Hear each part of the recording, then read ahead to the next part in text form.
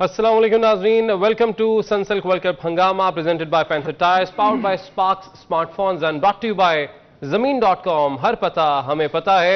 आज जी world cup का टाकरा होने जा रहा है ऑस्ट्रेलिया और अफगानिस्तान के दरमियान, और पूरी कौम की दुआएं जो हैं वो ऑस्ट्रेलिया के साथ हैं कि आज ऑस्ट्रेलिया ये मैच जीते, क्योंकि अगर अफगानिस्तान ये मैच जीत जाता है तो फिर दोनों के लिए खतरे की घंटी होगी। दोनों टीमें यानी पाकिस्तान और न्यूजीलैंड दोनों की जो सेमीफाइनल में रसाई के जो चांसेस हैं वो इंतहाई कम हो जाएंगे, क्योंकि उसके बाद एक और मैच अफगानिस्तान का बाकी है। इसके बाद तो बराबर हो जाएंगे पॉइंट्स, लेकिन अगर वो भी जीत जाता है अफगानिस्तान, जिसके चांसेस तो कम है मगर अभी तक काफी चीजों को गलत साबित करती आई है अफगानी टीम।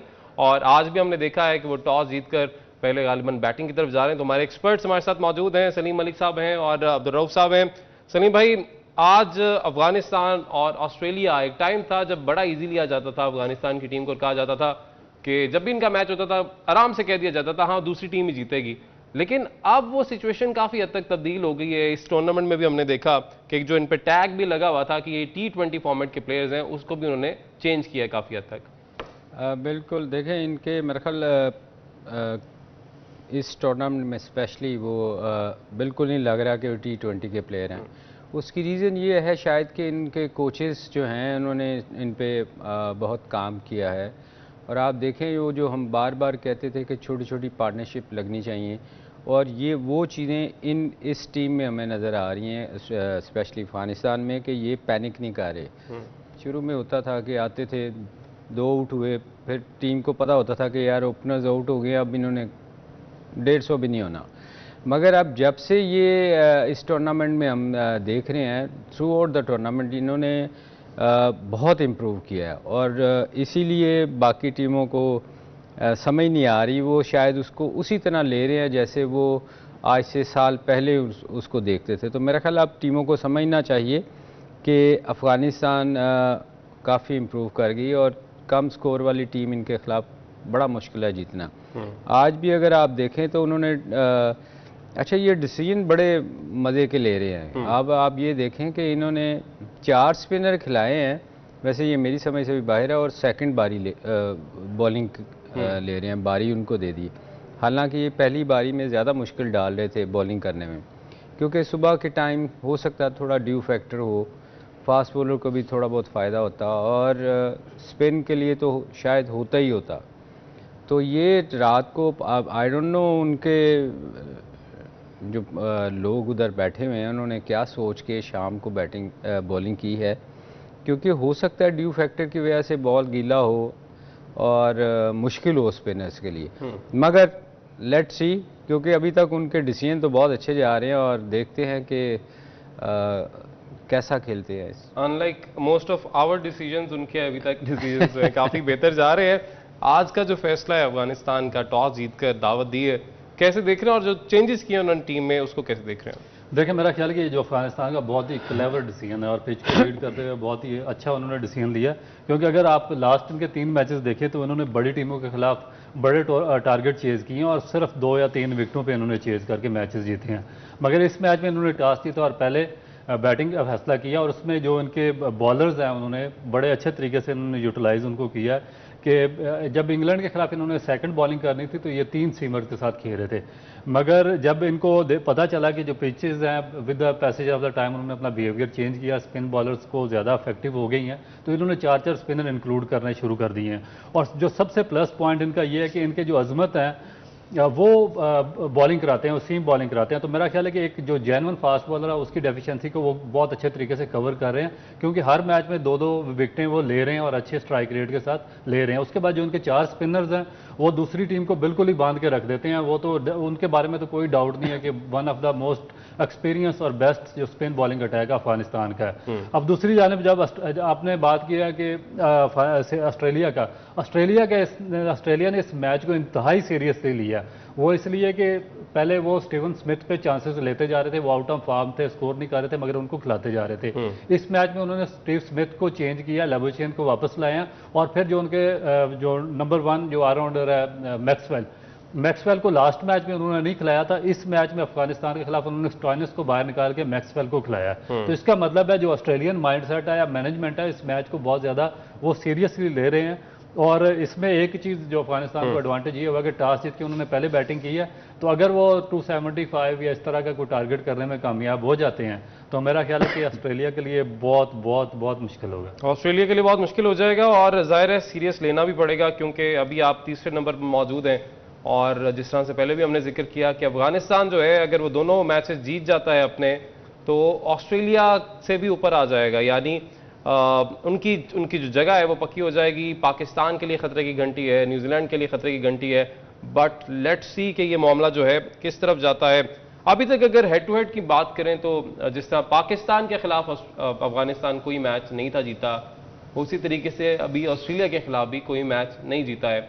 लेकिन अगर थ्रू आउट द टूर्नामेंट, जैसे हमने पहले भी बात की, जो उनकी परफॉर्मेंस की अगर बात की जाए तो अफगानिस्तान ने परफॉर्म करके दिखाया है, जो पहले जिस तरह से कभी नहीं परफॉर्म किया था। खास तौर पे अगर हम अपनी टीम की बात कर लें, पाकिस्तानी टीम की बात कर लें, हमें जिस तरह से उन्होंने हराया है उसके बाद मोराल तो डेफिनेटली बहुत हाई होगा।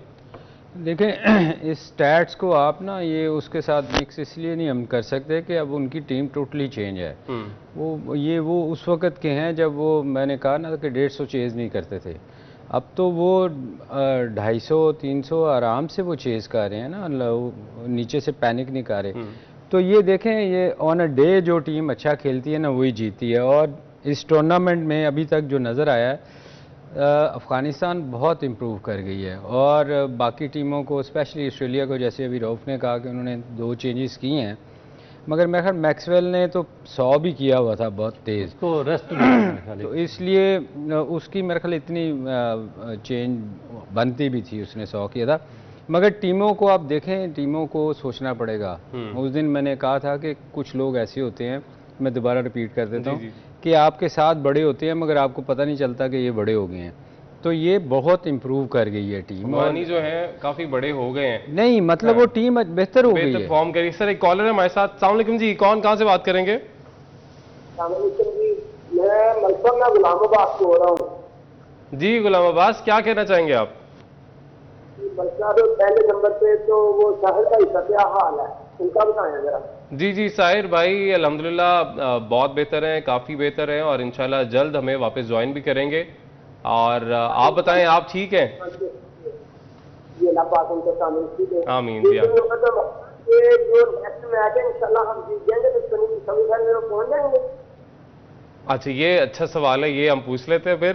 रो भाई वो कह रहे हैं कि हम सेमीफाइनल में पहुंच जाएंगे। वैसे तो ये रोज जो कॉलर्स है ना वो यही सवाल कर रहे हैं कि यार हमारे क्या चांसेस है, वो बता दें, तो आज फिर बता दें जरा। देखिए, मेरा ख्याल है कि जब तक आप इंग्लैंड से मैच आपका फिनिश नहीं होता आप कुछ डिसाइड नहीं कर सकते, क्योंकि आप इंग्लिश टीम नो डाउट के इस वक्त नंबर 10 बॉटम पे है 2 पॉइंट्स के साथ, मगर उनके लिए एक बड़ी टफ सर्कमस्टांसेस ये है कि उन्होंने चैंपियन ट्रॉफी के लिए क्वालिफाई करना, और आज तक ऐसा नहीं हुआ कि इंग्लिश टीम चैंपियन ट्रॉफी से बाहर हुई हो।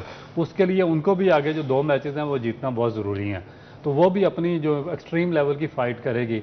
तो मेरा ख्याल है कि पाकिस्तान के चांसेस तो हैं मगर बहुत ही टफ चांसेस होंगे पाकिस्तान के। पाकिस्तान के चांसेस तो हैं। पाकिस्तान को लिए एक एडवांटेज है कि पाकिस्तान ने ना आखिरी मैच है तो बहुत सारी चीज़ें क्लियर हो चुकी होंगी कि हमें कितना रन रेट चाहिए, मतलब अगर बारी है जो भी सिचुएशन होती है तो हमारे लिए बड़ी क्लैरिटी होगी, क्योंकि आखिरी मैच है तो उसमें रन रेट, विकटें सेव करनी, वो सारा चीज़ें आपके सामने आ जाएंगी। तो जितनी देर रऊफ़ ने जैसे कहा आखिरी मैच से पहले ना कहना बड़ा मुश्किल है, क्योंकि अभी देखें ना अफगानिस्तान के 2 मैच रहते हैं, अगर ये जीतती है तो हम बिल्कुल ही फिर तो सबके चांसेस खत्म हो जाते हैं ना। तो इसलिए जितनी देर आखिरी मैच नहीं होता और ये इनके 2 मैचेस नहीं होते, आपका किसी को भी कहना बड़ा मुश्किल है। इसमें कोई शक नहीं कि हमारी दुआएं पाकिस्तान के साथ हैं, हम सबकी दुआएं हैं। और अभी अच्छा इस पे और भी बात करते हैं। मुश्ताक भाई का भी स्टेटमेंट आया है कल और वो मजे का है स्टेटमेंट, उसको डिस्कस करते हैं। लेकिन यहाँ पर हमें यह भी देखना पड़ेगा कि हम क्यों एंड ऑफ द टूर्नामेंट सिर्फ दुआओं पर रिलाई कर रहे होते हैं। हमारी टीम ने ऐसा क्यों परफॉर्म नहीं किया होता, फिर हम कहते हैं जी हमारी टीम इसलिए जीतेगी क्योंकि कौम की दुआएं उनके साथ हैं। ठीक है, दुआओं पर इन्हिसार करना चाहिए, लेकिन फिर जो दूसरी टीमें हैं उनकी भी दुआएं उनके साथ होती हैं, तो ये भी चीज़ देखनी चाहिए। बहरहाल performance through out the tournament मेरा ख्याल ऐसी होनी चाहिए कि आपको एंड पे आके ये बातें करनी ना पड़े। बहरहाल एक ब्रेक का कहा जा रहा है जी, ब्रेक लेते हैं, ब्रेक के बाद वापस आते हैं।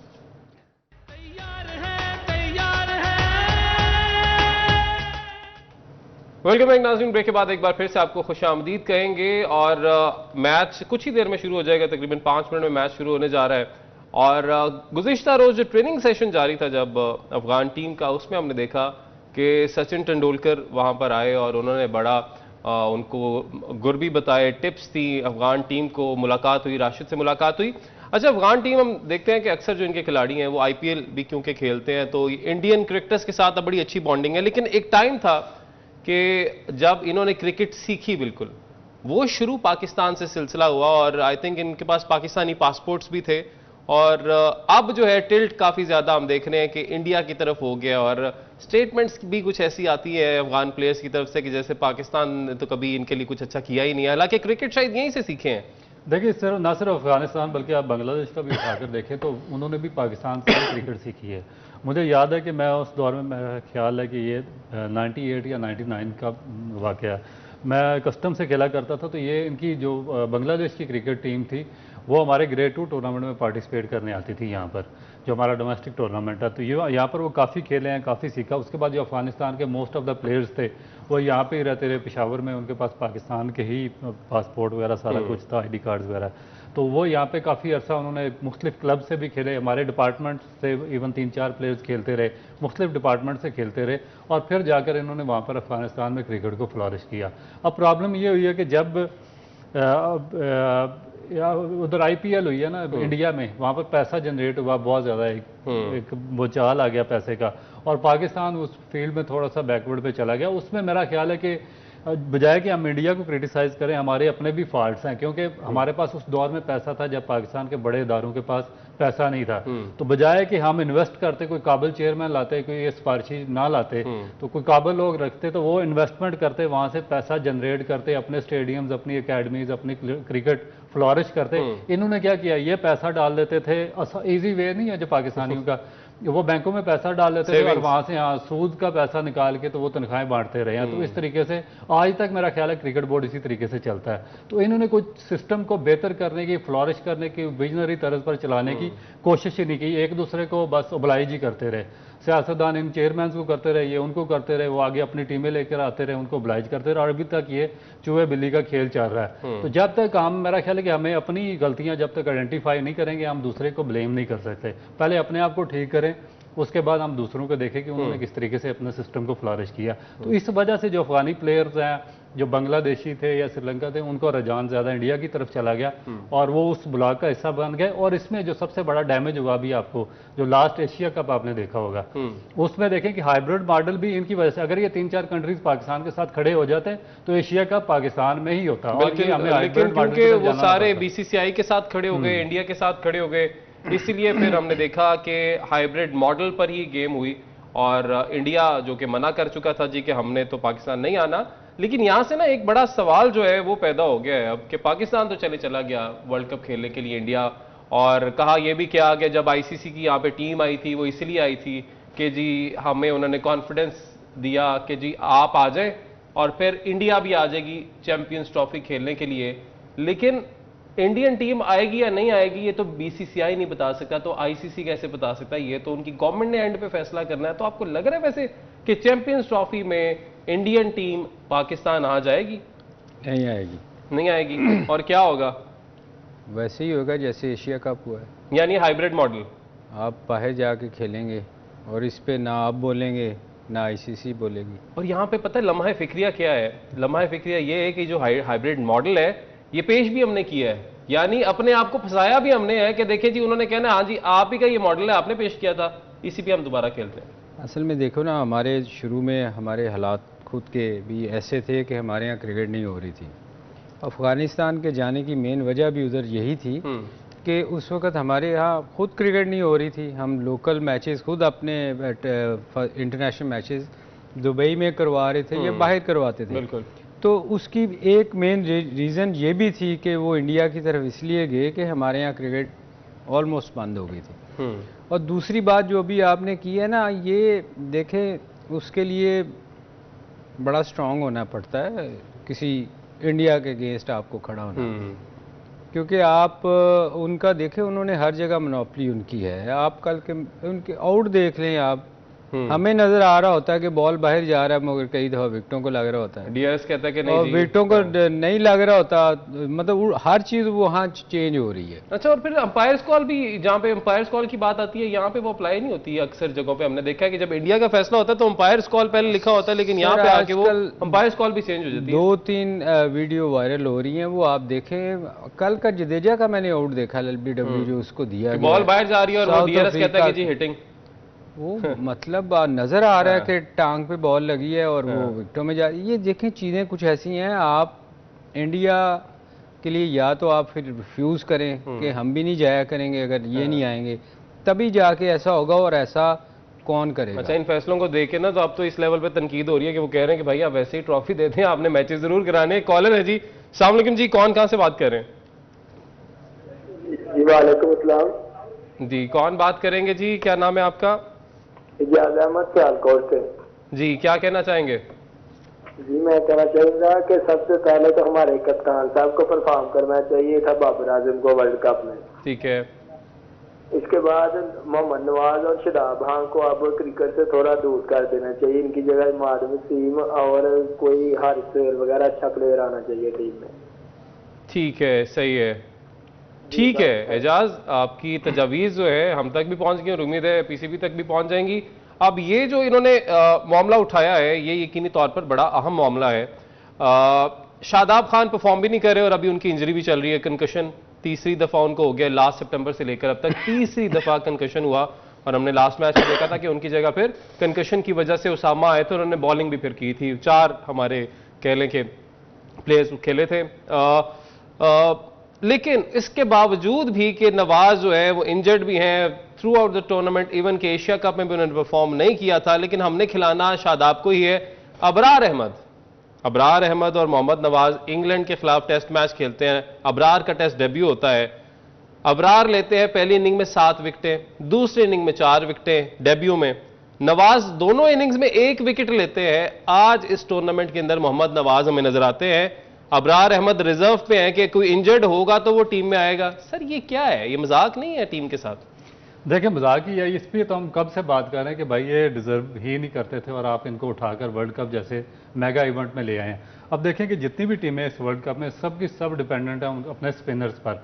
जिस टीम के स्पिनर्स परफॉर्म कर रहे हैं वो टीम मैचेस भी जीत, कंडीशन ऐसी है ना, कंडीशन सूट करती हैं। ये पाकिस्तान की मैनेजमेंट, वायद मैनेजमेंट मैंने देखी है, जो 3 बोगस स्पिनर पकड़कर वर्ल्ड कप जैसे इवन के जो लास्ट हमने देखा कि जो श्रीलंका के साथ पाकिस्तान की जो टेस्ट सीरीज थी, उसमें जो स्पिनर्स आप लेकर गए उन्हीं कंडीशंस में जहां पे आपका एशिया कप बाद में होना है, आपने उन स्पिनर्स को स्क्वाड में नहीं डाला, बाद में स्क्वाड में नहीं डाला। और मैं आप देखें कि इस चीज की आप इसको कह सकते हैं कि इनकम्पिटेंसी की एक्सट्रीम लेवल है कि आपका जो मेजर मैच था, लास्ट मैच जो आपने खेला है न्यूजीलैंड के खिलाफ, उस पर पाकिस्तान की पूरी डिपेंड कर रही थी टीम के पाकिस्तान वर्ल्ड कप में रहेगा, सरवाइव करेगा या नहीं करेगा। आप इतने इंपॉर्टेंट मैच में जो कि स्पिनर्स के लिए और बैट्समैन के लिए पैराडाइज था, आप 4 सीमर्स के साथ गए हैं, आपने 1 स्पिनर टीम में डाला, और वजह उसकी क्या थी कि आपका कोई स्पिनर इस काबिल नहीं था कि वो टीम में जगह बनाता। ये हमारे क्रिकेट बोर्ड ने सिलेक्शन करके टीम भेजी थी, और अभी जो इस काबिल है भी तो आप उसको पता नहीं क्यों टीम में शामिल करना नहीं चाह रहे। बड़ी आवाजें अब आ रही है जी कि अबरार अहमद को भाई फिर स्क्वाड में डालते क्यों हो यार, अगर उसको आपने किसी की इंजरी के बाद भी टीम में शामिल नहीं करना। कॉलर है जी, अस्सलाम वालेकुम जी, कौन साहब कहां से बात करेंगे? जी मैं मोहम्मद मलिक बात कर रहा हूं वाकई से। जी मलिक साहब, क्या कहना चाहेंगे? रूफ भाई और सलीम मलिक साहब को अस्सलाम वालेकुम। वालेकुम अस्सलाम। जी जी सर, मेरा सवाल यह है रूफ भाई से कि हार जीत गेम का हिस्सा है, इंग्लैंड जैसी टीम बड़ी हार गई है, लेकिन मेरा सवाल यह है कि हम fearless क्रिकेट कब खेलना शुरू करेंगे? इसका ऑस्ट्रेलिया के ट्रेविस हेड या वार्नर आते हैं ऊपर से खेलते हैं, तो हम इस तरह की क्रिकेट क्यों नहीं खेल पा रहे?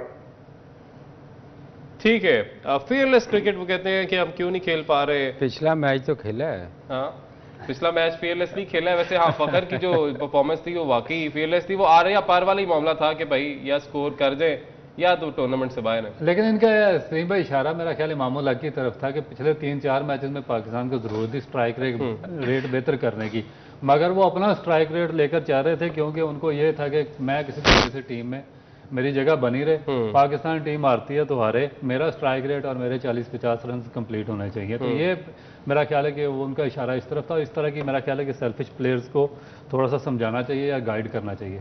ठीक है। अच्छा जी, एक मेहमान जो है वो आ गए और इनको हमने अभी थोड़ी देर यहीं पे रखना है, क्योंकि इनकी जो कल की प्रेडिक्शन थी वो बड़ी अच्छी साबित हुई है। उस पर ये खुश भी यकीनन बड़े होंगे आज। और बाबर आजम की परफॉर्मेंस के हवाले से भी सवाल उठाया गया है एक कॉलर की जानिब से कि बाबर आजम जो है वो उस तरह से परफॉर्म नहीं कर पा रहे जिस तरह बाकी कप्तान इन द टूर्नामेंट देख रहे हैं कि वो परफॉर्म कर रहे हैं। तो एक ब्रेक लेते हैं जी, ब्रेक के बाद वापस आके जरा इनसे बात करते हैं।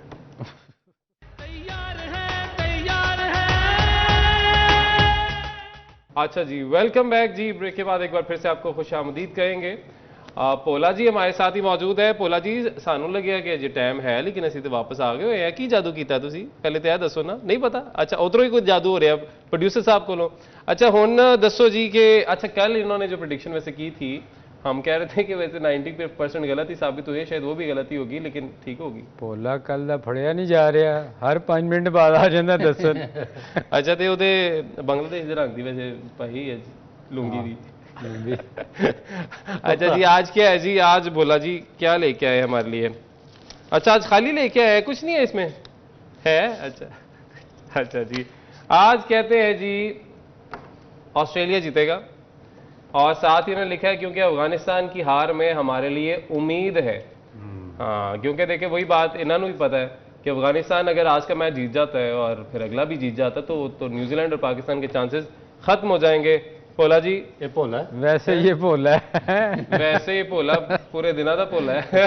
काउंटिंग पूरी की हुई है पोला। पोला जी, वैसे क्या आपकी जज्बात है? आपकी टीम जो है कल रोंदी मार के जीती है। हाँ, बांग्लादेश कोई गल नहीं, जान दी है करना नहीं चाहिए सी। हाँ, ऐ नहीं करना चाहिए सी ना। हाँ, गेम की स्पिरिट के खिलाफ है। हाँ, वेरी गुड। पोला जी की टीम जीती तो है लेकिन पोला जी भी कह रहे कि ऐसे करना नहीं चाहिए था। बहुत शुक्रिया पोला जी, बहुत मेहरबानी। अच्छा, और दूसरा ये जो है ना उसके ऊपर हुआ ये है कि ये जो इन्होंने कब जिक्र कर दिया पोले ने कल के मैच का, एंजेलो मैथ्यूज क्योंकि टाइम्ड आउट, तारीख में क्रिकेट की हिस्ट्री में पहली दफा वो रूल अप्लाई हुआ और टाइम्ड आउट के जरिए उनको बाहर भेज दिया गया। हुआ क्या था कि जी वो क्रीज में आ जाते हैं, 2 मिनट का टाइम होता है इस टूर्नामेंट में की अगर बात, 2 मिनट के टाइम में उन्हें डिसमिसल के बाद क्रीज पर आना था।